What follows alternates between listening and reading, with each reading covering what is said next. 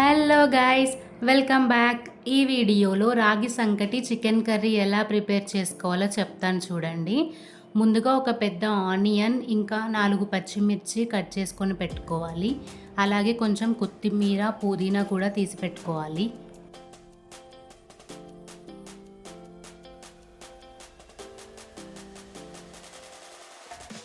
ఇక్కడైతే మేము 1 kg chicken తీసుకున్నాము.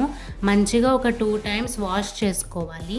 తర్వాత స్టవ్ ఆన్ చేసుకొని ఒక గిన్నె పెట్టుకొని అందులోకి 4 టేబుల్ స్పూన్స్ ఆఫ్ ఆయిల్ వేసుకోవాలి.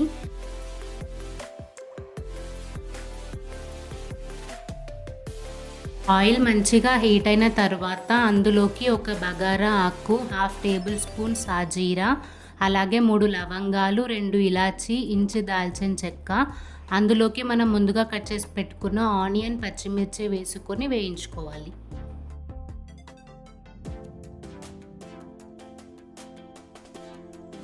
ఆనియన్స్ మంచిగా గోల్డెన్ బ్రౌన్ కలర్ వచ్చిన తర్వాత అందులోకి 1 టేబుల్ స్పూన్ అల్లం వెల్లుల్లి పేస్ట్, అలాగే కొంచెం పుదీనా, కొత్తిమీర, 1/2 టేబుల్ స్పూన్ పసుపు వేసుకొని మంచిగా కలుపుకోవాలి.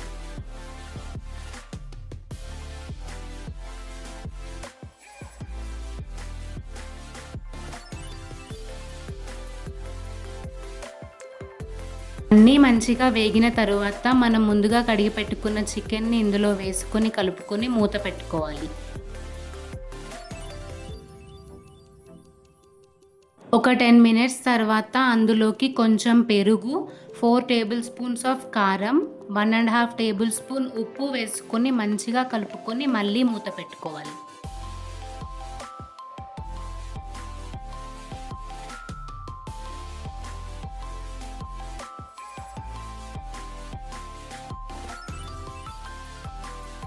ఒక 5 to 10 మినిట్స్ తర్వాత లైట్గా వాటర్ యాడ్ చేసుకొని మంచిగా కలుపుకొని మళ్ళీ కాసేపు పీసెస్ని మగ్గనివ్వాలి.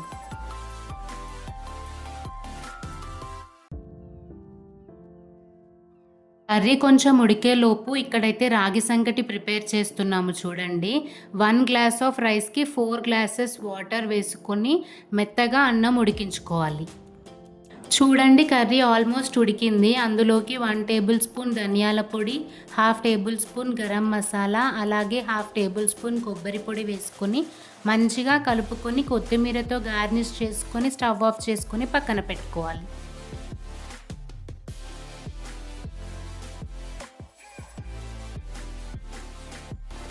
చూడండి, అన్నం కూడా మెత్తగా ఉడికింది. అందులోకి 1 కప్ ఆఫ్ రాగి పిండి, 1/2 టేబుల్ స్పూన్ ఉప్పు వేసుకొని మంచిగా చూపిస్తున్న విధంగా ఈక్వల్గా స్ప్రెడ్ చేసుకొని కాసేపు మూత పెట్టుకొని ఉడకనివ్వాలి.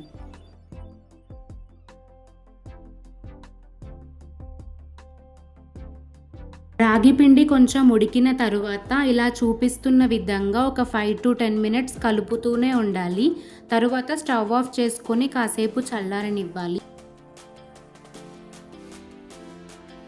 తరువాత ఒక బౌల్ తీసుకొని దానికి ఆయిల్ అప్లై చేసి ఈ రాగి సంకటిని అందులో వేసుకొని చూపిస్తున్న విధంగా రొటేట్ చేస్తే రౌండ్గా ప్రిపేర్ అవుతుంది. సర్వ్ చేసుకోవడానికి ఈజీగా ఉంటుంది.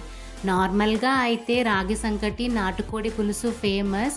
కాకపోతే రెగ్యులర్గా బ్రాయిలర్ చికెన్నే తింటున్నాం కాబట్టి మేము బ్రాయిలర్ చికెన్ కర్రీయే ప్రిపేర్ చేసాము. మీకు నాటుకోడి ఇష్టమైతే ఖచ్చితంగా మీరు ఈ రెసిపీ నాటుకోడితో ట్రై చేయండి. అండ్ రాగి సంకటి కూడా హెల్త్కి చాలా మంచిది కాబట్టి ఖచ్చితంగా మీరు ఈ రెసిపీ ట్రై చేసి టేస్ట్ ఎలా వచ్చిందో కామెంట్ చేయండి. ఇలాంటి మరిన్ని healthy and tasty food recipes కోసం మా ఛానల్ని సబ్స్క్రైబ్ చేయండి. Bye bye.